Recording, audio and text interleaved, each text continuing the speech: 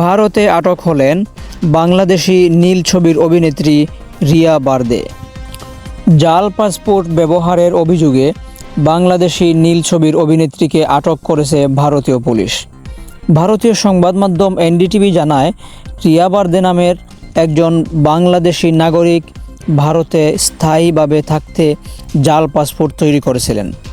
আটক অভিনেত্রীকে মহারাষ্ট্র রাজ্যের মুম্বাই থেকে 50 কিলোমিটার দূরের উল্লাসনগরের হিললাইন পুলিশের জিম্মায় নেওয়া হয়েছে। সম্প্রতি গোপন সূত্রে পুলিশ খবর পায়, মুম্বাইয়ের নাভালি এর আম্বরনাথে একটি বাংলাদেশি পরিবার জাল কাগজপত্র ব্যবহার করে বসবাস করছে।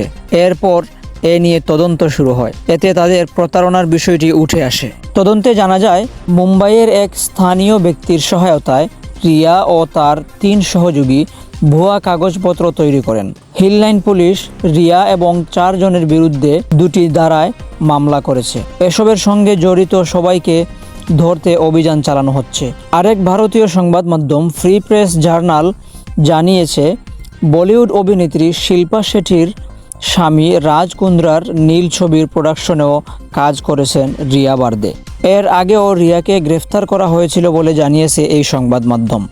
উল্লাসনগরে রিয়া তার মায়ের সঙ্গে থাকতেন। ভারতে স্থায়ীভাবে থাকতে রিয়ার মা আম্রাবতীর এক ব্যক্তিকে বিয়ে করেছেন বলেও উল্লেখ করেছে ফ্রি প্রেস জার্নাল। এদিকে ভারতের এক ইংলিশ পত্রিকাও এরকমটি জানিয়েছে, porn star Riya Barde is not Indian but Bangladeshi, arrested from Mumbai, was living in India with her family by making fake documents, has been accused of prostitution. পত্রিকাটি আরও জানিয়েছে, porn actress Riya Barde famous by the names Arohi Barde and Banna Sheikh in the Indian porn industry. এই অভিনেত্রী ভারতে থাকা অবস্থায় যে কয়টি নীল ছবিতে কাজ করেছেন তার মধ্যে উল্লেখযোগ্য হলো কামিনী রিটার্নস, ওয়াইফ সোয়াপ, বারখা ভাবি, আমরস ইত্যাদি। খবর এ পর্যন্তই। দেশ বিদেশের বিনোদন এবং খেলার সকল খবর পেতে আমাদের চ্যানেলটিকে সাবস্ক্রাইব করুন।